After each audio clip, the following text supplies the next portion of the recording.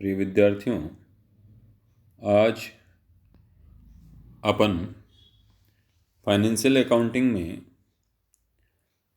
जिस मुख्य टॉपिक की चर्चा कर रहे हैं उसका नाम है gap. Gap, GAAP। GAAP, gap का मतलब है जनरली एक्सेप्टेड अकाउंटिंग प्रिंसिपल, अर्थात सामान्यतः स्वीकृत लेखांकन सिद्धांत।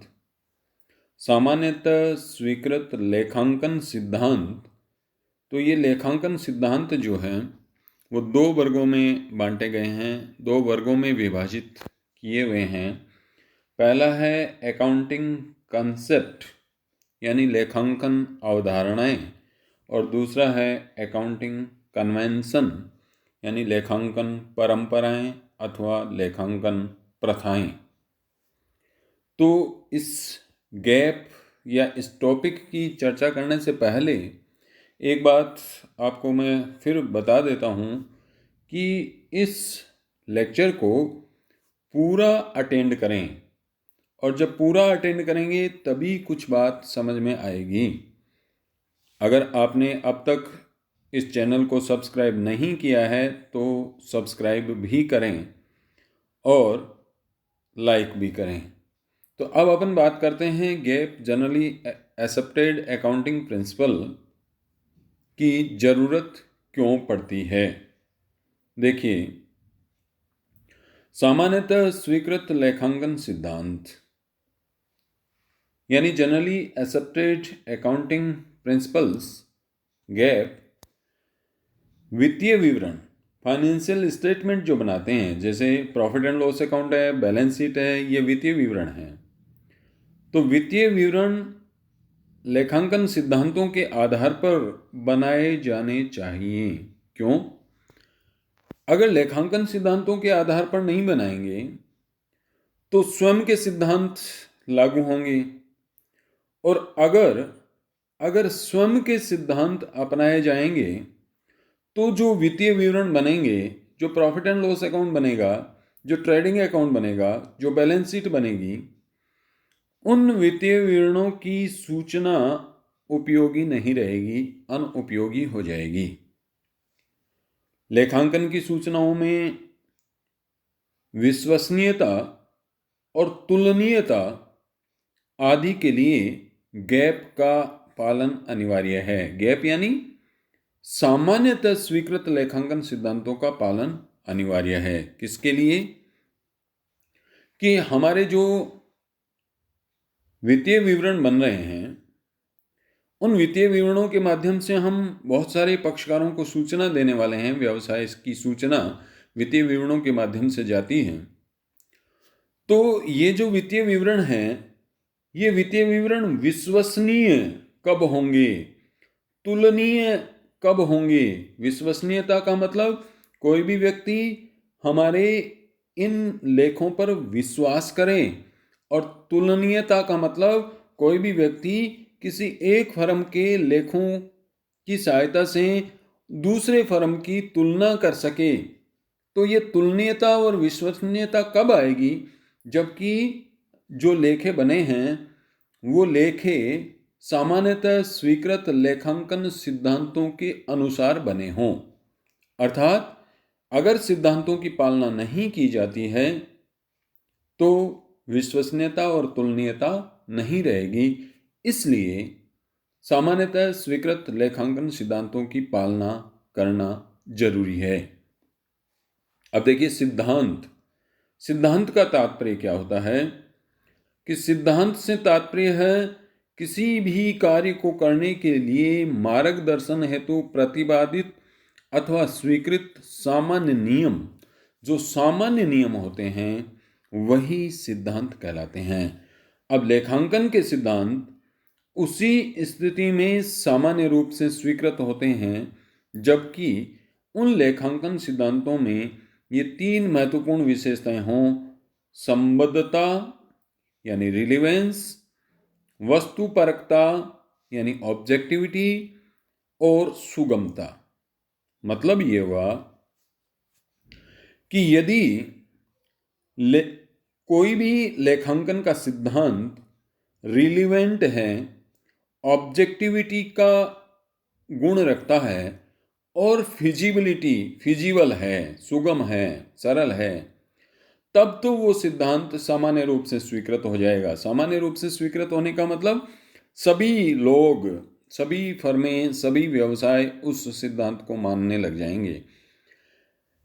परंतु यदि किसी सिद्धांत में संबद्धता का गुण नहीं है, वस्तुपरकता का गुण नहीं है अथवा सुगमता का गुण नहीं है, तो वो लेखांकन सिद्धांत सामान्य रूप से स्वीकृत नहीं हो सकता है। संबद्धता का तात्पर्य होता है, संबद्धता अर्थात सूचना देने वाले और पाने वाले के दोनों के लिए उपयोगी हो और अर्थपूर्ण हो। वस्तुपरकता का तात्पर्य है कि व्यक्तिगत पक्षपात नहीं होना चाहिए, और सुगमता का तात्पर्य होता है समझने में कठिनाई ना हो अर्थात सरल हो। तो ये जो बात अपन ने अब तक की, वो लेखांकन सिद्धांत और कौन से लेखांकन सिद्धांत सामान्यतः स्वीकृत होते हैं, किसी भी लेखांकन सिद्धांत के सामान्य रूप से स्वीकृत होने के लिए उसमें कौन से गुण होने चाहिए, ये सारी बातें। अब अपन बात करते हैं कि लेखांकन सिद्धांत कौन कौन से हैं। तो लेखांकन सिद्धांतों को मोटे रूप से दो भागों में विभाजित किया जा सकता है या दो वर्गों में वर्गीकृत किया जा सकता है। पहला है लेखांकन अवधारणाएं, एक तरह से लेखांकन सिद्धांत ही हैं, अकाउंटिंग कंसेप्ट, और दूसरा है लेखांकन परंपराएं अर्थात अकाउंटिंग कन्वेंशंस। लेखांकन अवधारणाएं क्या होती हैं कि ये मूलभूत या आधारभूत मान्यताएं होती हैं और इन्हें स्वीकार करने के लिए किसी प्रमाण की आवश्यकता नहीं है। तो कोई भी नियम, कोई भी सिद्धांत आधारभूत हो अर्थात उसके बिना काम नहीं चल सकता हो, और जिस सिद्धांत को स्वीकार करने के लिए किसी अन्य प्रमाण की जरूरत न हो, तो वो लेखांकन अवधारणा कहलाती है। और लेखांकन अवधारणाएं एक तरह से लेखांकन के सिद्धांत ही होते हैं। लेखांकन परंपराएं जो है वो उपयोगिता और महत्व के आधार पर प्रचलित प्रथा परंपरा कहलाती है, जो धीरे धीरे सिद्धांत का रूप धारण कर लेती है। कहने का तात्पर्य ये हुआ कि ये जो लेखांकन अवधारणाएं हैं ये तो सिद्धांत है ही, लेकिन जो लेखांकन परंपराएं हैं वो लेखांकन सिद्धांत बनने की ओर अग्रसर है।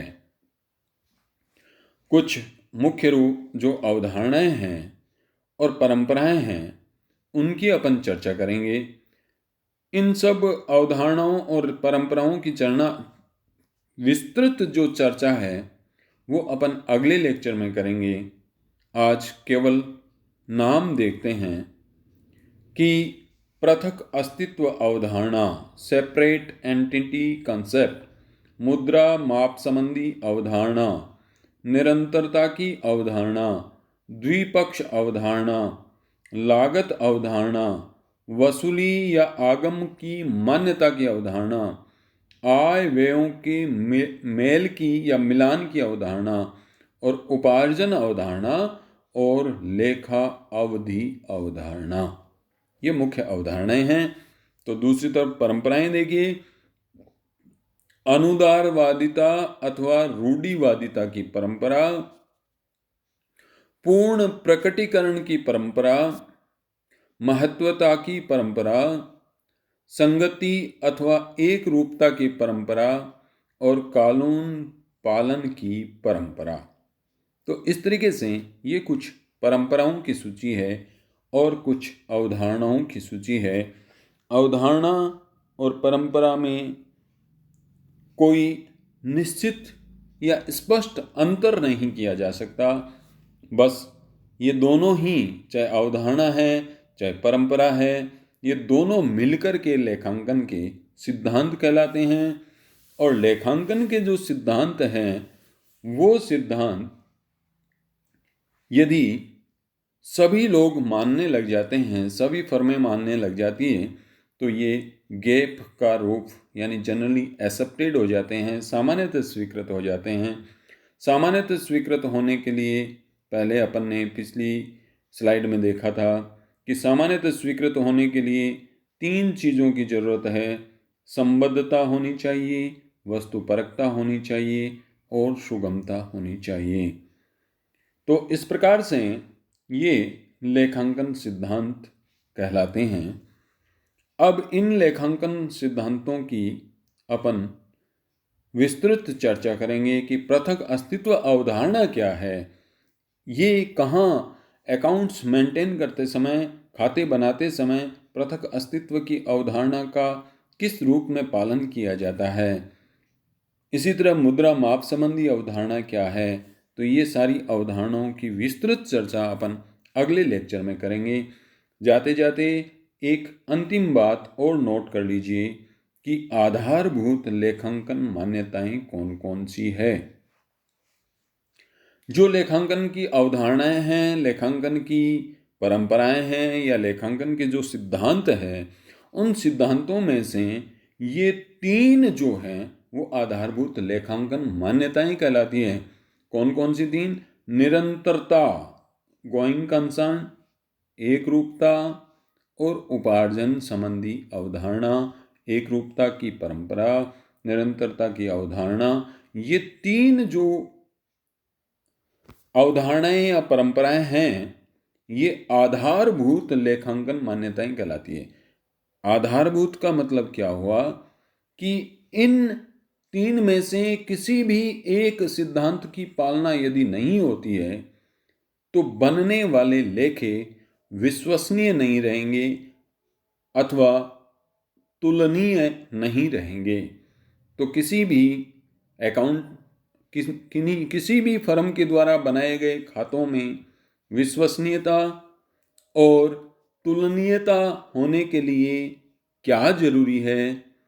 बाकी सब चीज़ों के साथ साथ ये 3 चीज़ें जरूरी हैं: निरंतरता, एकरूपता और उपार्जन। अब इन सब की विस्तृत चर्चा अपन अगले लेक्चर में करेंगे। तो इसके बाद अगला जो लेक्चर हो उसको अटेंड करना नहीं भूलें। धन्यवाद।